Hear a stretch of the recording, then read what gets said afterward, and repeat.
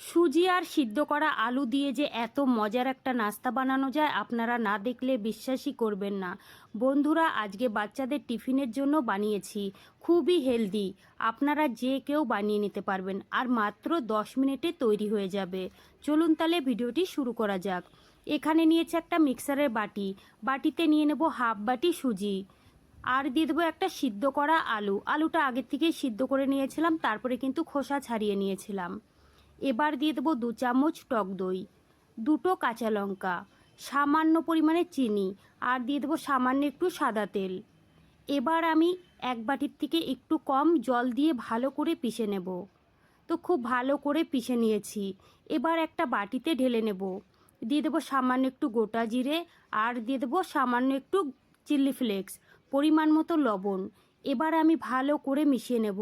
বন্ধুরা, 2 থেকে 3 মিনিট সময় ধরে এইভাবে ভালো করে মিশিয়ে নেবে। এবার দিয়ে দেবো সামান্য একটু বেকিং সোডাটা দিয়ে আবারও কিন্তু ভালো করে মিশিয়ে নিতে হবে। তো বন্ধুরা, ব্যাটারটা কিন্তু একদম রেডি। এবার চলে যাব নাস্তা বানানোর জন্য। গ্যাসে একটা প্যান বসিয়ে দিয়েছি, দিয়ে দেবো সামান্য একটু তেলটা কড়াইয়ের চারিদিকে ছড়িয়ে দেব। এবার দিয়ে দেবো আমি কালো সরষে। বন্ধুরা, এই কালো সরষেটা দিলে কিন্তু নাস্তাটা খেতে অনেক বেশি ভালো লাগবে। এবার আমি ব্যাটারটা ঢেলে দেব। বন্ধুরা, এখানে আমি পুরো ব্যাটারটাই ঢেলে দিয়েছি। এবার আমি মিডিয়াম গ্যাসে রেখে দেবো 2 মিনিটের জন্য। বন্ধুরা, শুধুমাত্র 10 মিনিটেই কিন্তু নাস্তাটা তৈরি হয়ে যায়। 2 মিনিট হয়ে গেছে, ঢাকনাটা তুলে নেব। সামান্য একটু উপর থেকে লাগিয়ে দেব তেল। এবার আমি উল্টিয়ে পাল্টিয়ে সুন্দর করে ভেজে নেব। দেখুন বন্ধুরা, দেখতে কতটা সুন্দর লাগছে। আবারও আমি 2 থেকে 3 মিনিটের জন্য ঢেকে রাখবো। বন্ধুরা, নাস্তাটা কিন্তু আমার একদম রেডি হয়ে গেছে। আর দেখুন, কালারটা কিন্তু ভীষণ ভালো হয়েছে। এবার আমি গ্যাস অফ করে নামিয়ে নেব। তারপরে আপনাদের কেটেও দেখিয়ে দেব এটা কতটা সুন্দর হয়েছে।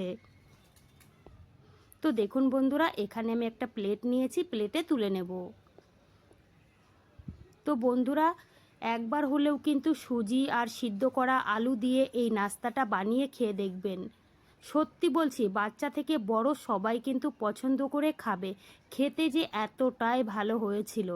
দেখুন বন্ধুরা, খুব সুন্দরভাবে কিন্তু আমি কেটে নিয়েছি। আর দেখতে কতটা সুন্দর রয়েছে, আর খুবই নরম হয়েছে। বন্ধুরা, টমেটো সসের সঙ্গে খেতে কিন্তু অসাধারণ লাগে। আমার রেসিপি কেমন লেগেছে কমেন্ট করে জানাবেন। ভালো লাগলে প্লিজ সাপোর্ট করবেন, আর বন্ধুদের সঙ্গে শেয়ার করতে একদম ভুলবেন না। চলুন তাহলে ভিডিওটি আমি এখানেই শেষ করছি।